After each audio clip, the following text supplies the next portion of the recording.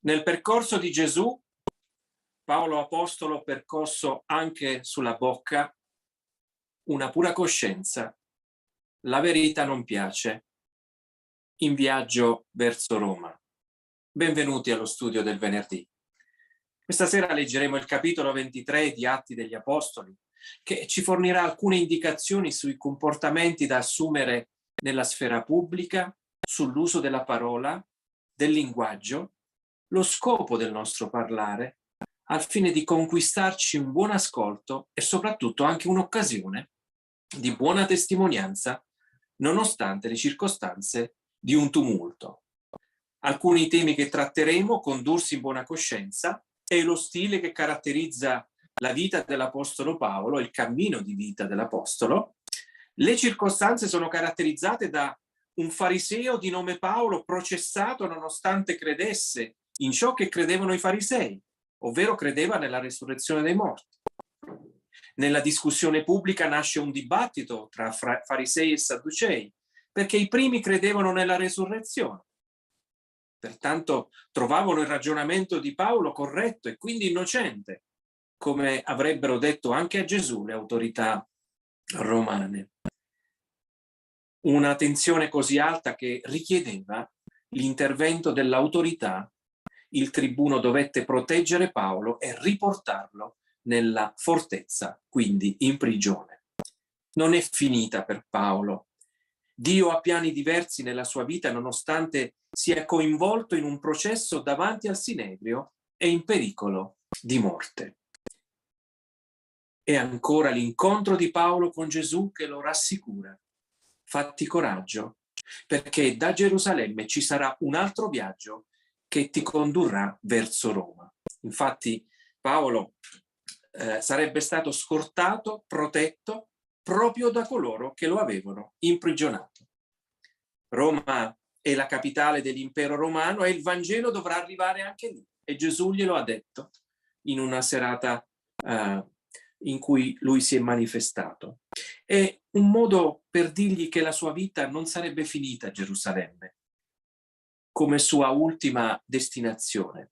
Questo significa che ci sarebbe stato ancora del tempo per Paolo per servire il Signore. Il suo inizio al servizio di Dio è sulla via di Damasco. Ora la continuità di quel servizio è sulla via che da Gerusalemme lo avrebbe condotto sotto scorta verso Roma. Dio si è servito della sua cultura, della formazione teologica. Gamaliele è uno degli insegnanti più accreditati del suo tempo. Si sarebbe servito del suo carattere, temperamento che lo rende unico e diverso davanti agli altri. Non è la prima volta che gli interessi di Dio si concentrano verso Roma. Penso a quel Giovanni Diodati, un teologo lucchese che fece entrare molti secoli dopo, siamo nel 1870, delle Bibbie sopra un carretto tirato da un cane, perché in Italia le Bibbie erano vietate. Insomma, il Vangelo ha la forza, la potenza di penetrare anche i contesti più difficili, sia dal punto di vista politico e sia religioso. La Chiesa perseguitata ci insegna ancora oggi che vivere in una buona coscienza davanti a Dio produce dei costi. Quello che sembra la fine di una storia invece diventa solo un punto di passaggio della storia, sicuramente anche difficile, come diventa un attraversamento che lo avrebbe condotto altrove. Si tratta questa sera di riflettere sul seguente principio.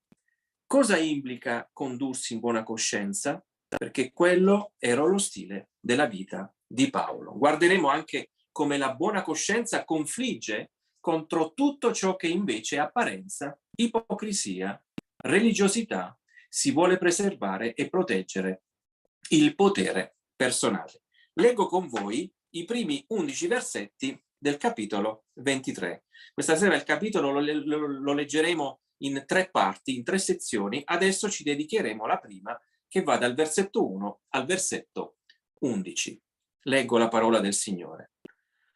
Paolo, fissato lo sguardo sul Sinedrio, disse: «Fratelli, fino ad oggi mi sono condotto davanti a Dio in tutta buona coscienza.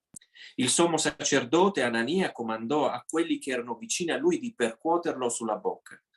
Allora Paolo gli disse: Dio percuoterà te, parete imbiancata. Tu siedi per giudicarmi secondo la legge e violando la legge comandi che io sia percosso?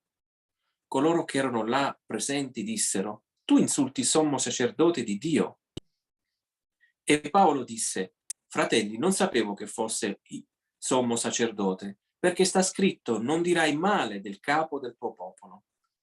Ora Paolo, sapendo che una parte dell'assemblea era composta di Sadducei e l'altra di Farisei, esclamò nel Sinedrio: Fratelli, io sono fariseo, figlio di farisei, ed a motivo della speranza e della risurrezione dei morti che sono chiamato in giudizio.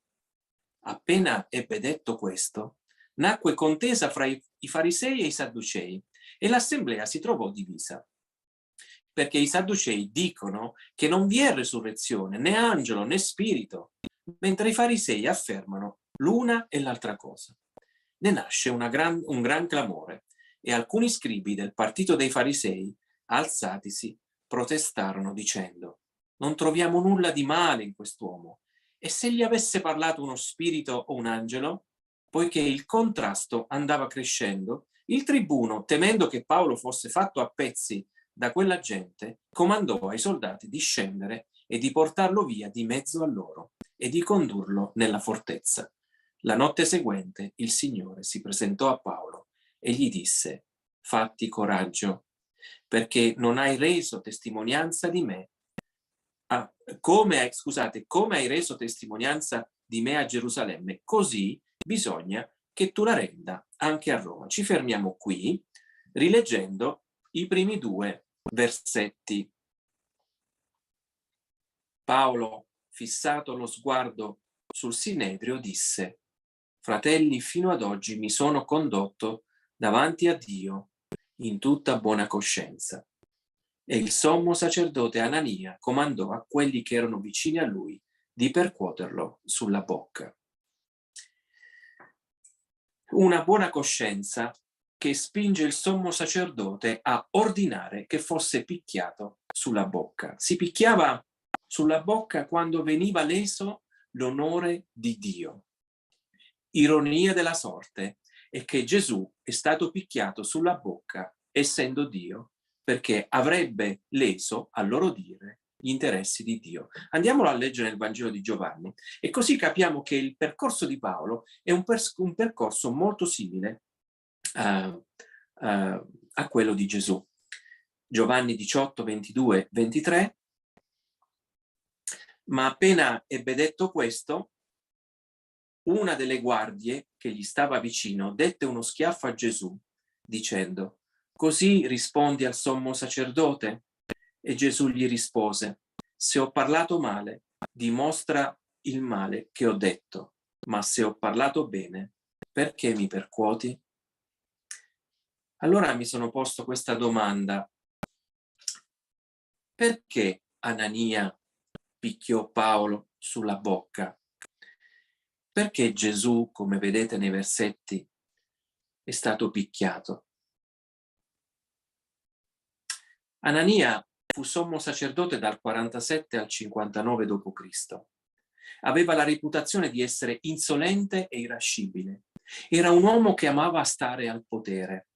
Un sommo sacerdote non al servizio di Dio, come avrebbe dovuto essere, ma al servizio di Roma, la Roma imperiale. Paolo lo definisce un sepolcro imbiancato. La descrizione era un insulto, poiché stava dicendo che nonostante apparisse una persona pulita, riconosciuta, rispettabile, alla fine era solo apparenza. Si può dipingere una tomba al suo esterno, renderla pulita, bianca, ma al suo interno ci sarà sempre la stessa cosa. La buona coscienza che Paolo ha interroga le nostre coscienze affinché possiamo vivere delle vite che siano vere, in modo tale che ci sia corrispondenza tra i pensieri del cuore e le azioni, tra ciò che si crede e ciò che si vive. Vi faccio vedere un particolare, una sensibilità che trovo in Paolo nel versetto 1 e nel versetto 6. La parola chiave è fratelli. Vi leggo questi 2 versetti. per cercare di riflettere anche sul tocco, sulla sensibilità che Paolo aveva. Paolo, fissato lo sguardo sul Sinedrio, disse: fratelli, fino ad oggi mi sono condotto davanti a Dio in tutta buona coscienza. E poi ancora al versetto 6, ora Paolo, sapendo che una parte dell'assemblea era composta di Sadducei e l'altra di Farisei, esclamò nel Sinedrio: fratelli, io sono fariseo, figlio di farisei, ed è a motivo della speranza e della resurrezione dei morti che sono chiamato in giudizio. Anche se Paolo era nella piena ragione e nella consapevolezza di essere nel giusto, sostenuto da una pura coscienza, utilizzò l'appellativo di fratelli come atteggiamento inclusivo, quasi lontano dai propri bisogni, dalle proprie rivendicazioni, piuttosto arrivare a chi nel tumulto avrebbe anche potuto capire. Altre attenzioni sono rivolte alle autorità religiose, nonostante lo avessero picchiato sulla bocca. Andiamo a vedere al versetto 5 cosa disse Paolo. Lui disse questo: fratelli, io non sapevo che fosse sommo sacerdote, perché sta scritto non dire male del capo del tuo popolo. Allora vedo un uomo della parola di Dio, un uomo della parola di Dio che cita il testo di Esodo, mostra una buona coscienza evidenziando lo scopo della sua vita: servire Cristo e portare Cristo agli uomini e alle donne. Si sottomette all'autorità nonostante la vita del sommo sacerdote non corrispondeva al compito e al ruolo affidatogli. Paolo li induce a discutere, a farsi delle domande, farli riflettere per avere una speranza anche per le loro vite, e nello stesso tempo fa in modo di convergere il tumulto non più verso se stesso, ma tra di loro. Paolo sapeva che il tema della resurrezione era un tema scottante tra i due gruppi, quello dei farisei e dei sadducei. La capacità di Paolo è quella di presentare un Vangelo che si innesta su ciò che si crede e si conosce, andando a contrastare anche ciò che si nega. Parlando di resurrezione, sta parlando di una dottrina che gli ebrei conoscevano e ne avevano discusso, pur non avendo ancora risposte che potessero risolvere i loro dubbi, piuttosto che ricercarli alla croce. Gesù, il primo a risorgere dai morti, avrebbe offerto certezza che dopo la morte ci sarebbe stata ancora la vita. Questo approccio nel sapere quali argomenti trattare lo rende un predicatore efficace e saggio nell'uscire da certe situazioni. Lui sapeva presentare il Vangelo da varie prospettive. Ricorderemo la prospettiva messa in campo ad Atene. Lui cita i poeti, lui riafferma Dio su tutto il mondo in modo tale da proclamarlo unico, in un contesto caratterizzato dalle credenze di tante attività pagane, di tante divinità pagane. Insomma, prima di predicare il Vangelo, bisogna connettere il Vangelo e lasciarlo esprimere nel modo più opportuno, conoscendo i nostri interlocutori.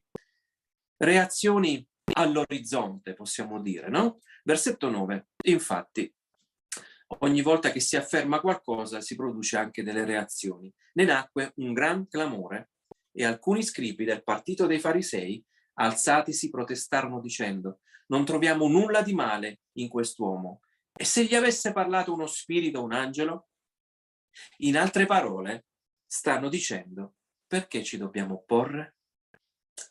Il tribuno che lo aveva picchiato e torturato per cercare di capire da Paolo quali erano gli argomenti che avevano generato un tumulto non ha risposte.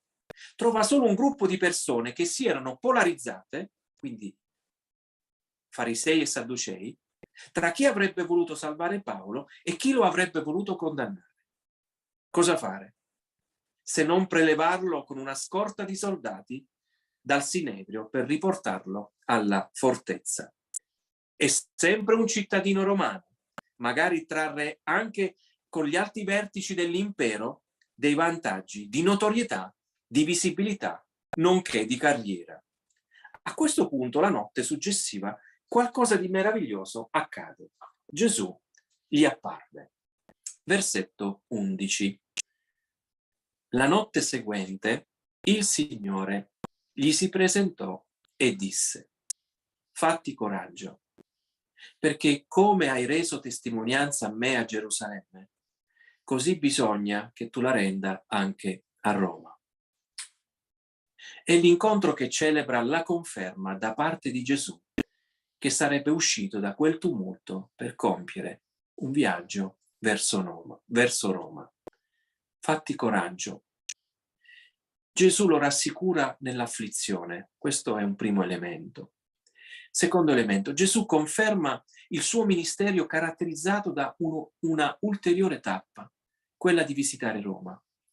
Terzo elemento, Gesù lo rassicura in modo tale che avrebbe predicato ancora il Vangelo, anzi avrebbe scritto diverse lettere alle chiese proprio da Roma. Mi fa riflettere che si servono gli scopi di Dio e non i nostri. Forse qui comprendiamo come mai Paolo ha anche pensato di attivare una discussione sulla resurrezione dei morti.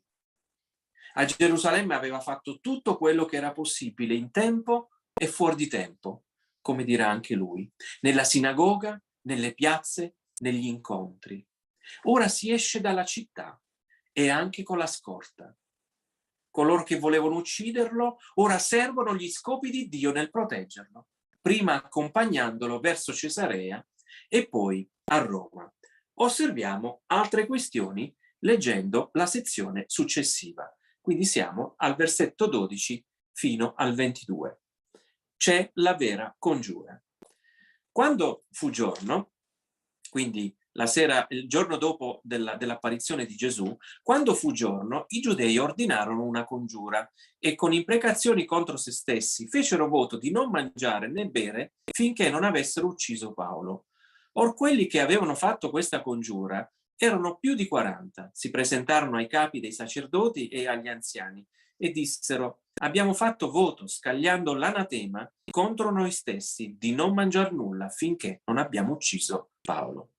Perciò voi, con il Sinedrio, presentatevi al tribuno per chiedergli di condurlo giù da voi, come se voleste conoscere più esattamente il suo caso. E noi, prima che egli arrivi, siamo pronti a ucciderlo.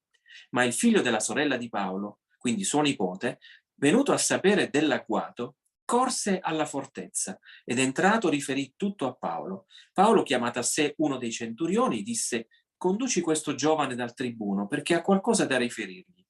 Egli lo prese e lo condusse dal tribuno e gli disse: Paolo, il prigioniero, mi ha chiesto e mi ha pregato di condurti questo giovane che ha qualcosa da dirti. Il tribuno lo prese per mano e, appartatosi con lui, gli domandò: che cosa hai da riferirmi? Ed egli rispose: i giudei si sono messi d'accordo per pregarti che domani tu conduca giù Paolo nel Sinedrio, come se volessero informarsi meglio del suo caso. Ma tu non dar retta a loro, perché più di 40 uomini di loro gli tengono un agguato e con imprecazioni contro se stessi hanno fatto voto di non mangiare né bere, finché non lo abbiano ucciso. E ora sono già pronti, aspettando il tuo consenso. Il tribuno dunque congedò il giovane, dopo avergli raccomandato di non parlare con nessuno di quanto gli aveva svelato. Ci fermiamo qui. Direi come prima cosa, meno male che Gesù gli ha parlato la sera precedente. Gesù aveva visto bene quello che gli altri avrebbero escogitato il giorno dopo, ma non avevano fatto i conti con i suoi propositi. I giudei ordinarono una congiura contro Paolo, erano circa 40 persone che si erano anche maledette se non avessero portato a termine questa congiura di ucciderlo. Un piano perfetto, con la scusa di conoscere ancora le questioni che avevano determinato il tumulto in città, convocarlo al Sinedrio e nel tragitto dalla fortezza al Sinedrio compiere un agguato per uccidere un nipote di Paolo al servizio di Dio. Versetto 16. Ma il figlio della sorella di Paolo, venuto a sapere dell'agguato, corse alla fortezza ed entrato riferì tutto a Paolo. La fortezza è un luogo che sta proteggendo Paolo, ma anche tutto quello che si vuole fare di lui. un luogo istituzionale che serve gli scopi di Dio. La volontà del tribuno di ascoltare il ragazzo, infine scogitare un piano di fuga, il segreto a non divulgare le decisioni delle autorità a favore dell'apostolo. Infatti al versetto 19 c'è questa anche immagine tenera, no? È un'immagine paterna anche. Il tribuno lo prese per mano e appartatosi con lui gli domandò: cosa hai da riferirmi? E poi sappiamo quello che il bambino, il nipote di Paolo, ha riferito, e infine sappiamo che il tribuno lo congedò dicendogli: mi raccomando, non dire tieni questo segreto. Ecco la parola giusta. Cosa dire? È una storia assurda arrivare a maledirsi se non si fosse raggiunto l'obiettivo di uccidere. Un sommo sacerdote che conferma di essere un sepolcro imbiancato. Insomma, la pura coscienza non solo ferisce gli altri, ma mette gli altri nella posizione e condizione di eliminare chi vuole vivere in una pura coscienza.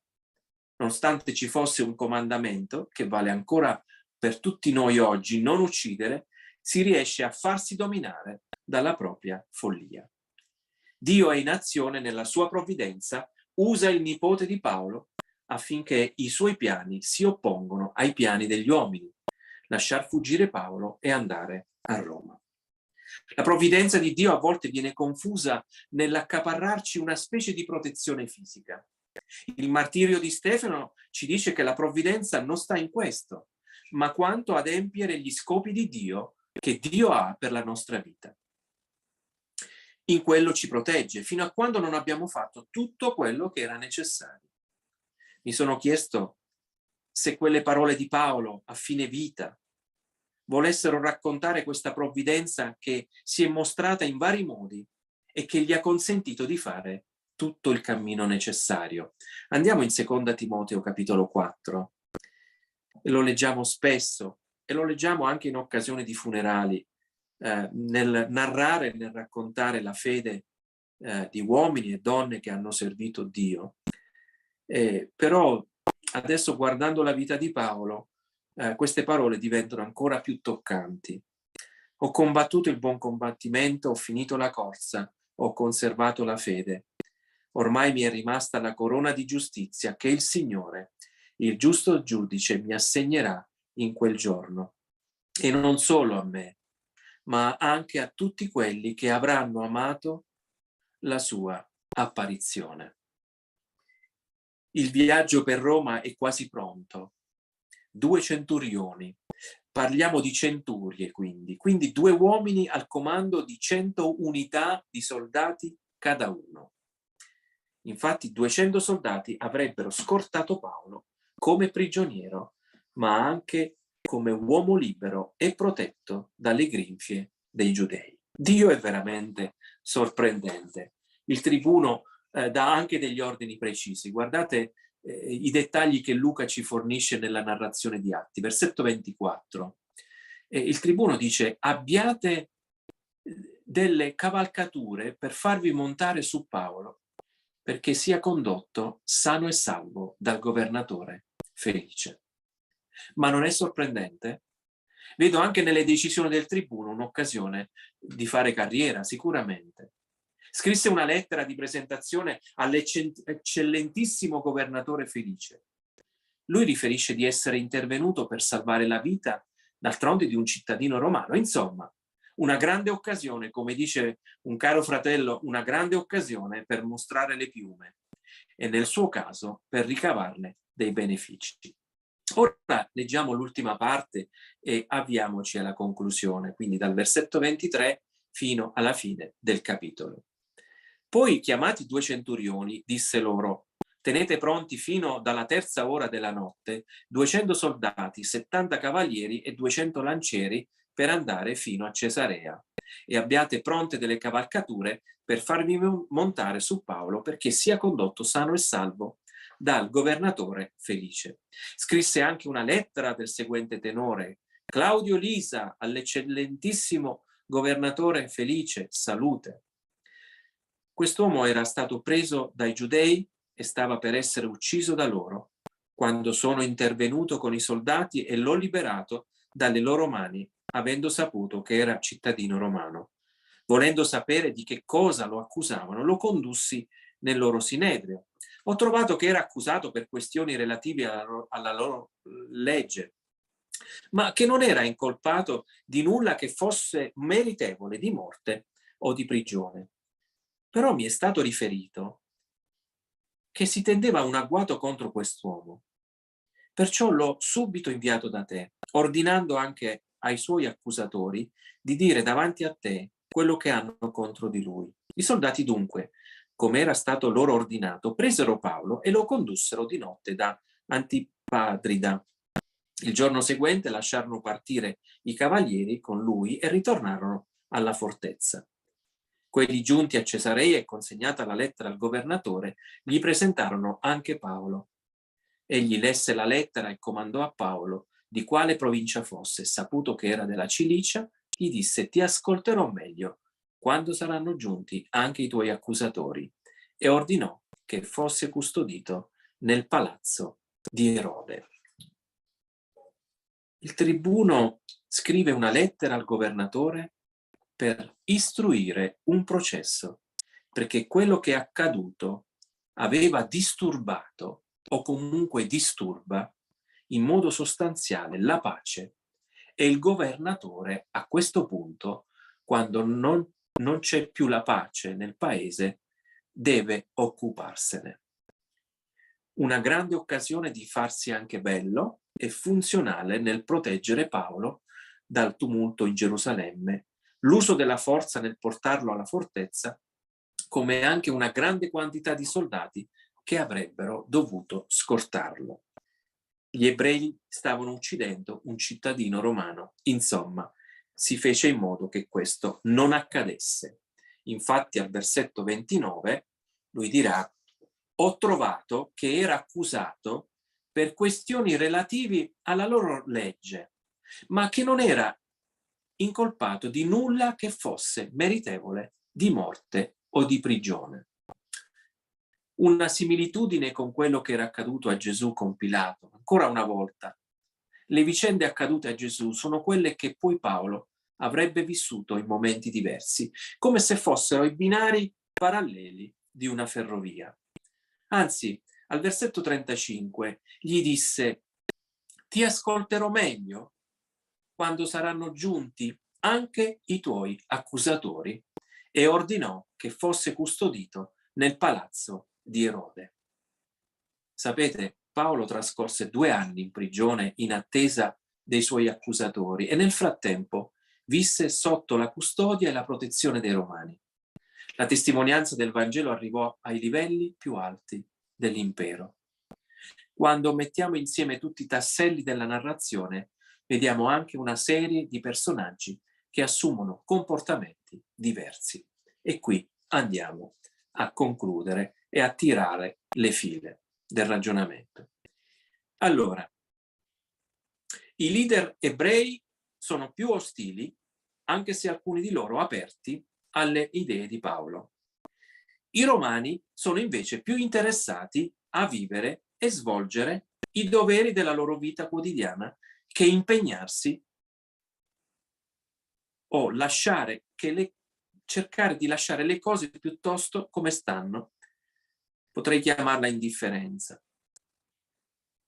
Il tribuno, per esempio, segue i suoi obiettivi di merito, cercando di ottenere dei benefici personali agli occhi dell'eccellentissimo Felice, proteggendo Paolo e proteggendolo anche con una flotta di soldati sproporzionata. Insomma, concentrarsi solo su se stessi. Dio merita molto di più. Il Creatore richiede altro nelle nostre vite. Come è riconosciuto Dio nelle nostre vite? Paolo è una figura esemplare che segue il solco della vita di Gesù. Si può seguire il suo esempio, possiamo sempre aggiungere altro nella nostra vita che ci renda più vicini a Cristo. Paolo riconosce Dio non solo nelle sue parole, ma anche nel modo in cui affronta questa diversità di risposte al Vangelo e relativi comportamenti o reazioni. L'indifferenza dei romani non è molto differente dalla collera dei giudei. Soprattutto sa riconoscere la loro diversità, le loro priorità tra ribellione degli ebrei e l'opportunismo di alcuni uomini della Roma imperiale. Quello che ci riguarda è che coglie ogni opportunità che ha per essere di testimonianza a Dio. Questo è un po' quello che mi colpisce di questo capitolo 23. Ci sono delle tensioni, però vedo un uomo che ha lo sguardo fisso a Cristo, anzi è proprio Gesù che gli parla, lo rassicura e soprattutto ha un grande interesse delle persone che incontra, perché guardandole, osservandole, nella cultura che queste persone hanno, trova un modo per comunicare il Vangelo, direi anche rispettoso sotto certi aspetti, ma anche vero e reale, concreto, che sappia interrogare le coscienze delle persone. Pertanto io vi saluto e vi auguro una buona serata nelle benedizioni del Signore. La prossima volta andremo al capitolo 24. Buona serata a tutti.